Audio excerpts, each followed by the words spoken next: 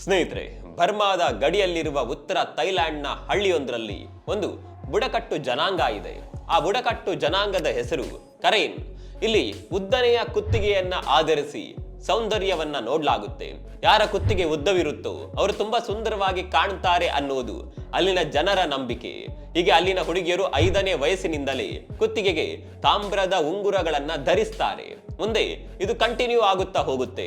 ಕುತ್ತಿಗೆ ಉದ್ದ ಬೆಳೆದಂತೆಲ್ಲ ಉಂಗುರಗಳನ್ನ ಹೆಚ್ಚು ಮಾಡುತ್ತಾ ಹೋಗ್ಲಾಗುತ್ತೆ.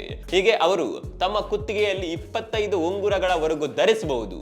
ಈ ಉಂಗುರಗಳು 5ರಿಂದ 10 ಕೆಜಿ ತೂಕವನ್ನ ಹೊಂದಿರ್ತಾವೆ. ಜೊತೆಗೆ ಅವರು ಈ ಉಂಗುರಗಳನ್ನ ಜೀವನದ ಉದ್ದಕ್ಕೂ ಬಳಸಬೇಕು. ಈ ಕುತ್ತಿಗೆಯ ಉಂಗುರವನ್ನ ಯಾವಾಗ ಬೇಕೋ ಆವಾಗ ತೆಗೆಯುವ ಹಾಗೆ ಕೂಡ ಇಲ್ಲ.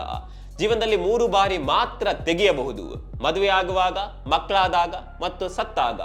ಉಂಗುರಗಳ ಒಳಭಾಗವನ್ನ ಸ್ವಚ್ಛಗೊಳಿಸಲು ಒಣ ಹುಲ್ಲಿನ ಮತ್ತು ಬಟ್ಟೆಯನ್ನ ಮಾತ್ರ ಬಳಸಬಹುದು. ಈ ಸಂಪ್ರದಾಯದ ಬಗ್ಗೆ ನಿಮ್ಗೆ ಏನನ್ಸುತ್ತೆ? ಕಾಮೆಂಟ್ ಮಾಡಿ, ಪೇಜ್ ಅನ್ನ ಫಾಲೋ ಮಾಡಿ.